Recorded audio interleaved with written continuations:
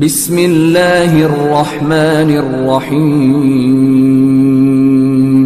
شروع اللہ کا نام لے کر جو بڑا مہربان نہایت رحم والا ہے۔ بکھیرنے والی ہواؤں کی قسم جو اڑا کر بکھیر دیتی ہیں، پھر پانی کا بوجھ اٹھاتی ہیں، پھر آہستہ آہستہ چلتی ہیں، پھر اس چیز کو یعنی بارش کو تقسیم کرتی ہیں کہ جو وعدہ تم سے کیا جاتا ہے وہ یقیناً سچا ہے، اور انصاف کا دن ضرور واقع ہوگا۔ اور آسمان کی قسم جس میں کئی رستے ہیں کہ اے اہل مکہ تم ایک اختلاف والی بات میں پڑے ہوئے ہو، اس سے یعنی عقیدہ آخرت سے وہی پھرتا ہے جو اللہ کی طرف سے پھیرا جائے۔ اٹکل دوڑانے والے ہلاک ہوں جو بے خبری میں بھولے ہوئے ہیں، پوچھتے ہیں کہ جزا کا دن کب ہوگا؟ وہ دن ہوگا جب ان کو آگ میں عذاب دیا جائے گا۔ اب اپنی شرارت کا مزہ چکھو، یہ وہی ہے جس کے لیے تم جلدی مچایا کرتے تھے۔ بے شک پرہیزگار بہشتوں اور چشموں میں ہوں گے، اور جو نعمتیں ان کا پروردگار انہیں دیتا ہوگا انہیں لے رہے ہوں گے۔ بے شک وہ اس سے پہلے نیکیاں کرتے تھے، رات کے تھوڑے سے حصے میں سوتے تھے اور صبح کے اوقات میں بخشش مانگا کرتے تھے، اور ان کے مال میں مانگنے والوں اور نہ مانگنے والوں دونوں کا حق ہوتا ہے۔ اور یقین کرنے والوں کے لیے زمین میں بہت سی نشانیاں ہیں، اور خود تمہاری جانوں میں، تو کیا تم دیکھتے نہیں؟ اور تمہارا رزق اور جس چیز کا تم سے وعدہ کیا جاتا ہے آسمان میں ہے، تو آسمان اور زمین کے مالک کی قسم یہ اسی طرح قابل یقین ہے جس طرح تم بات کرتے ہو۔ اے نبی، کیا تمہارے پاس ابراہیم کے معزز مہمانوں کی خبر پہنچی ہے؟ جب وہ ان کے پاس آئے تو سلام کہا، انہوں نے بھی جواب میں سلام کہا۔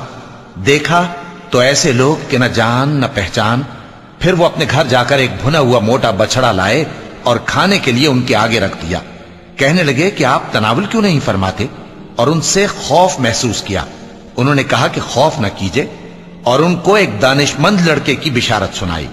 تو ابراہیم کی بیوی چلاتی آئیں اور اپنا منہ پیٹ کر کہنے لگیں کہ ایک تو میں بڑھیا، اوپر سے بانجھ۔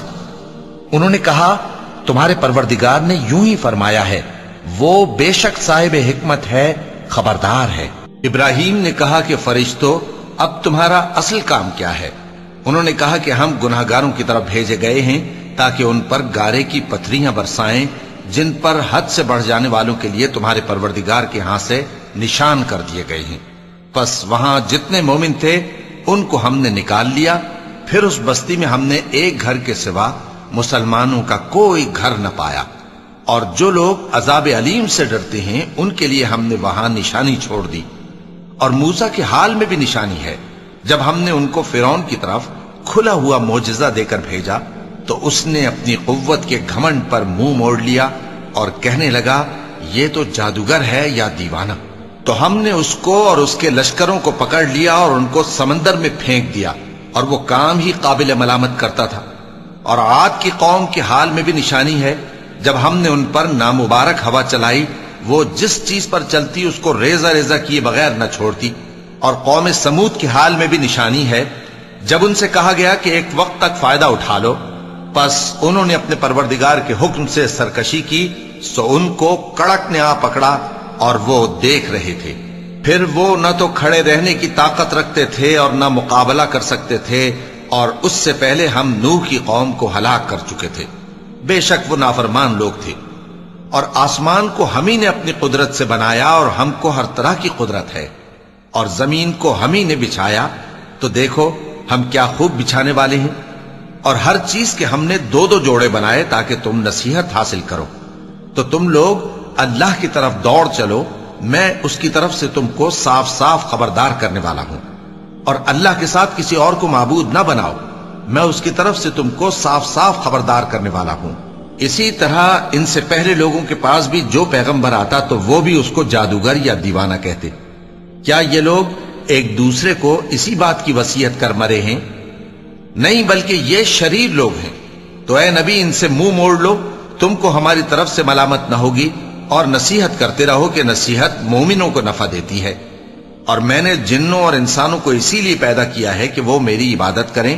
میں ان سے رزق تو نہیں مانگتا، اور نہ یہ چاہتا ہوں کہ وہ مجھے کھانا کھلائیں۔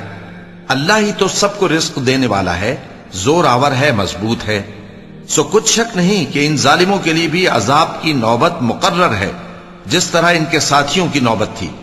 تو ان کو مجھ سے عذاب جلدی نہیں طلب کرنا چاہیے، پھر جس دن کا ان کافروں سے وعدہ کیا جاتا ہے اس سے ان کے لیے خرابی ہے۔ صدق اللہ العظیم۔